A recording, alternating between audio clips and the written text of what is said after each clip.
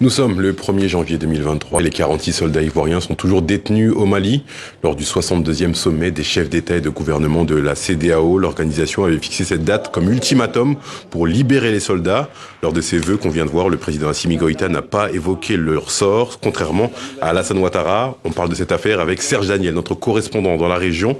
Bonsoir. Première question, la CEDEAO va-t-elle communiquer dans les prochaines heures et à quel type de sanctions doit-on s'attendre contre le Mali ?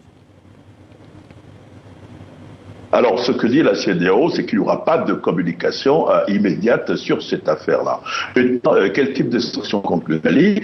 Au cœur de l'institution régionale, on ne voit pas tout de suite des sanctions contre le Mali. Il y a plusieurs interlocuteurs, dont des diplomates, font observer que Bamako a dans ce dossier quand même en partie tenu compte de la demande de la CEDEAO, puisque le procès de garantie militaire est tenu avant le 31 décembre et au cours d'une session spéciale, pas ordinaire, n'est probablement pas prévu avant le lancement de la CEDEAO. Et donc, l'autre part, ce qu'on fait observer, c'est que la ligne, le téléphone fonctionne désormais entre Bamako et Abidjan. Ce n'est pas le moment de polluer encore l'atmosphère. D'après nos informations, la veille du verdict du procès, les deux présidents, le président de la transition malienne, le colonel Assimi Goïta, et le président de la République de la Côte d'Ivoire, Alassane Ouattara, se sont encore parlé au téléphone. Est-ce qu'il reste un mince espoir de voir ces 46 militaires libérés dans les prochaines heures, dans les prochains jours, dans les tout prochains jours?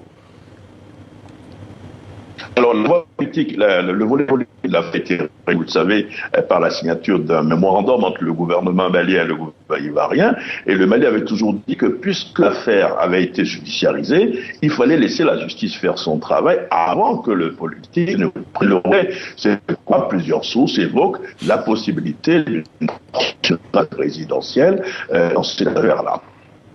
Merci Serge Daniel pour toutes ces précisions. Je rappelle que vous êtes notre correspondant dans la région.